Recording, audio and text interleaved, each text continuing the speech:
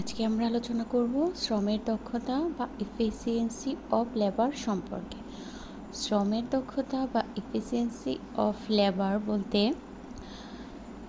শ্রমের দক্ষতা দ্বারা একজন শ্রমিকের প্রকৃত কাজ করার সামর্থ্য বা সম্পর্কে জানা যায়। শ্রমের দক্ষতাটা দ্বারা একজন শ্রমিকের প্রকৃত কাজ করার সামর্থ্যটা আমরা শ্রমের দক্ষতার মাধ্যমে জানতে পারি। অর্থাৎ শ্রমিকের কাজ করার ক্ষমতা দ্বারা শ্রমের দক্ষতা নির্ধারিত হয়। শ্রমের দক্ষতাটা কিভাবে নির্ধারিত হয়? শ্রমিকের কাজ করার ক্ষমতা দ্বারা শ্রমের দক্ষতাটা নির্ধারিত হয়। এক্ষেত্রে বলা যায় যে শ্রমিক যত কাজ করতে পারে সে শ্রমিকের দক্ষ বা সে শ্রমিক তত দক্ষ হয়ে থাকে। যে শ্রমিক যত কাজ করতে পারে সে শ্রমিক তত দক্ষ হয়ে থাকে। কোনো নির্দিষ্ট সময়ে একজন শ্রমিক যে পরিমাণ কাজ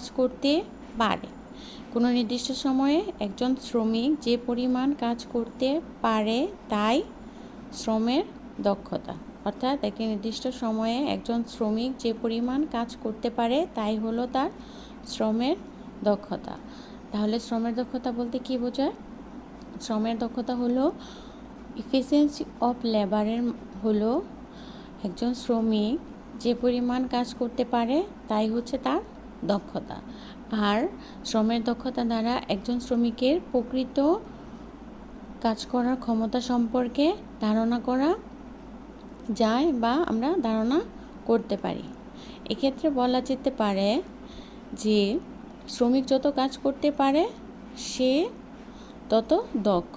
একজন শ্রমিক যত কাজ করতে পারে সেই শ্রমিক তত দক্ষ হয়ে থাকে।